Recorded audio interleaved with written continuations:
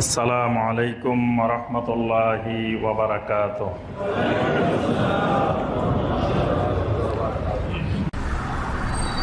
আমরা ইতিপূর্বে দেখেছি সূরা আল আহজাবে আল্লাহ সুবহানাহু ওয়া তাআলা অনেকগুলো গুরুত্বপূর্ণ বিষয়ে শরঈ অনেক বিধিবিধান আল্লাহ পাক এই সূরার মধ্যে আলোচনা করেছেন।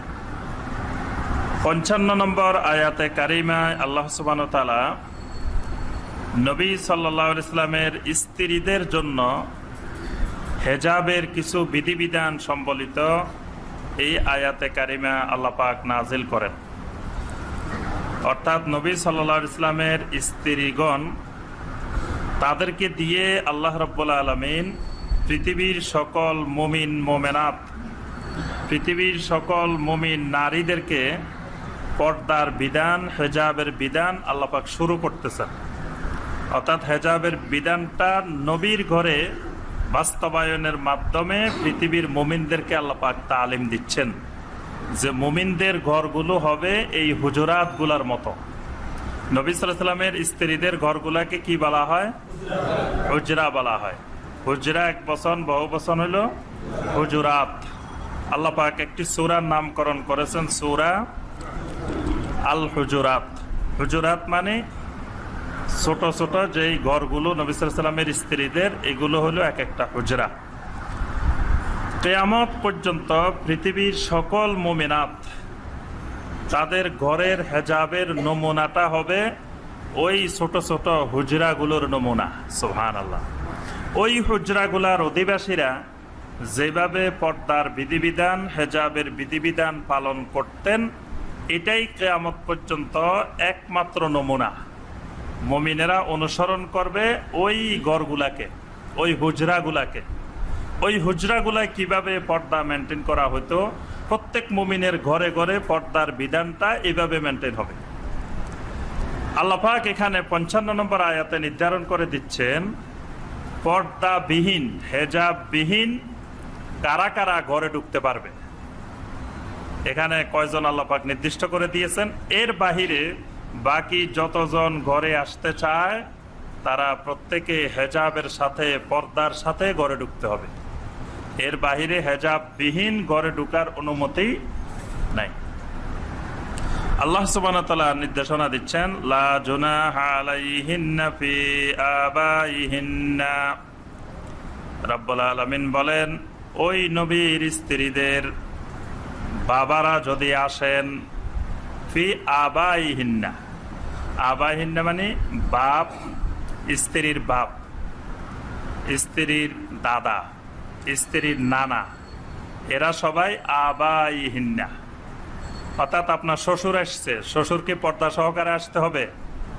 হ্যাঁ, অর্থাৎ স্ত্রীকে আল্লাহ পাক বলতেছেন আমার নবীর স্ত্রীদের বাবারা যদি ঘরে ঢুকতে চায় তো লা জুনাহা আলাইহিন্না, তাদের কোনো অসুবিধা নাই, তারা যে কোনো সময় তাদের মেয়েদের কাছে আসতে পারে। ওয়ালা আবনাইহিন্না, তাদের সন্তান সন্ততিরা, তাদের ছেলেরা। তাদের ছেলেরা বলতে মানে এই স্ত্রীদের আগে যে বিয়ে হয়েছে, আগের ঘরের ছেলে আছে না, ওই ছেলেরা, নবীর স্ত্রীদের ছেলেরা। নবীর স্ত্রীদের তো কোনো ছেলে জীবিত ছিলেন না। অর্থাৎ নবী সাল্লাল্লাহু আলাইহি সাল্লামের ঘরে কোনো ছেলে জীবিত ছিলেন না। এখানে ছেলে বলতে ওই স্ত্রীগুলো তো আগে বিবাহ হয়েছে, ওই ঘরে যে ছেলেরা জন্মগ্রহণ করেছে ওই ছেলেগুলো হেজাববিহীন তাদের মায়ের কাছে আসতে পারবে, কোনো অসুবিধা নেই। ওয়ালা ইখওয়ানিহিন্না, তাদের ভাই, তাদের ভাইগণ।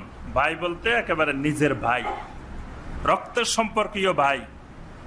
এরকম ভাইয়েরা যখন তাদের বোনের ঘরে আসতে চায় হেজাব লাগবে না, হেজাববিহীন ভাই বোনের ঘরে আসতে পারবে। ওয়ালা আবনাই ইখওয়ানিহিন্না, ওই ভাইয়ের ছেলেরা, ভাইয়ের ছেলে, ভাতিজারা, ভাইয়ের ছেলে ফুফুর কাছে আসবে। নিজ ফুফু মানে রক্তের সম্পর্কীয় ভাইয়ের ছেলে, তাহলে ফুফুর কাছে আসার সময় কোনো হেজাব লাগবে না। ওয়ালা আবনাই আখওয়াতিহিন্না, তার বোনের ছেলে, বোনের ছেলে, বোনের ছেলে খালার কাছে আসবে। তাহলে খালার কাছে আসতে গেলেও আল্লাহ পাক বলতেছেন কোনো হেজাবের পর্দার দরকার নাই। ওয়ালা নিসাইহিন্না, তাদের কাছে সব সময় যে সকল নারীরা আসা যাওয়া করে, এই কথাটা একটু ব্যাখ্যা সম্বলিত।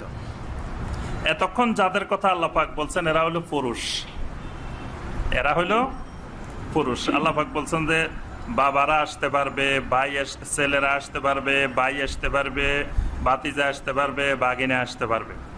এখন আল্লাহ পাক বলতেছেন ওয়ালা নিসাইহিন্না, তাদের কাছে আসা যাওয়ার নারীরাও আসতে পারবে। তাহলে কি কিছু কিছু নারীর জন্য নিষেধাজ্ঞা আছে, মানে নারীরাও নারীর কাছে হেজাব বিহীন যেতে পারবে না। এটাই আল্লাহ পাক বলতেছেন ওয়ালা নিসাইহিন্না, যদি তাদের কাছে সব সময় আসা যাওয়া করে এরকম নারীরা আসতে পারবে, কিন্তু সব নারী আসতে হেজাব বিহীন আসতে পারবে না। এখানে মুফাসসিরিন কেরাম বলেন ওয়ালা নিসাইহিন্না বলতে আল্লাহ পাক বুঝিয়েছেন যে নবীর এক স্ত্রীরা আরেক স্ত্রীর ঘরে হেজাব বিহীন যেতে পারবে। নবী সাল্লাল্লাহু আলাইহি ওয়াসাল্লামের একসাথে স্ত্রী 9 জন না, এই 9 জন একজনের ঘরে আরেকজন হেজাব বিহীন যেতে পারবে, এটাতে কোনো অসুবিধা নেই। অথবা তাদের আত্মীয় স্বজনের মধ্যে মুমিনা নারী যারা, তারাও হেজাব বিহীন আসতে পারবে, কিন্তু আত্মীয় স্বজন কিন্তু মুমিনা না, মুশরিকা নারীর সামনেও মুমিনা নারীকে পর্দা করতে হবে। বুঝতে পারছেন কথা?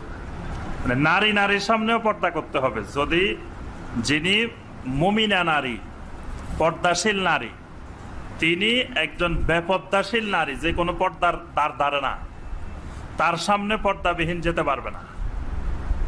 কারণ হলো যে নারী পর্দা করে না, হেজাব পালন করে না, ওই নারীর সামনে যদি একজন পর্দাশীল নারী বেপর্দা হয়ে আসে, তো এই নারী ওই নারীটার, পর্দাশীল নারীটার দোষ ত্রুটি বিভিন্ন কিছু বাহিরে গিয়ে বলে বেড়াবে। কারণ সে তো পর্দা করে না, সে তো পুরুষের সাথে আড্ডা দেয়, পুরুষের সাথে কথা বলে। তো এক জায়গায় গিয়ে সে একটা পর্দাশীল নারীকে বেপর্দা অবস্থায় দেখছে, বেপর্দাশীল নারী মনে করবে উনিও নারী আমিও নারী, ওনার সামনে পর্দার দরকার কি, হেজাব করলো না। এখন এই মহিলার যা দেখছে সে, এগুলা গিয়ে সে অন্য পুরুষের কাছে বলে বেড়াইবে। কথাটা বুঝতে পারছেন? এই জন্য বেপর্দা নারীর সামনে যে নারী অশ্লীল ভাবে শালীনতা বিহীন চলাফেরা করে, হেজাব বিহীন চলাফেরা করে, তারপরে মুশরিকা নারী, তাদের সামনেও মুমিনা নারীকে হেজাব করা ফরজ। ওয়ালা মা মালাকাত আইমানুহুন্না, তাদের দাসীরা যদি তাদের সামনে আসে, দাসীরা আসতে পারবে, দাসীরা আসার ক্ষেত্রে কোনো হেজাব লাগবে না। দাসীরা তো সবসময় তাদের কাছেই থাকে, তো এই জন্য তারা আসতে পারবে। এই কয়জনকে আল্লাহ পাক অনুমতি দিয়েছেন। এর বাহিরে অন্যরা পর্দাবিহীন, হেজাববিহীন ঘরে ঢুকে যাবে, এটার অনুমতি ইসলামে নাই।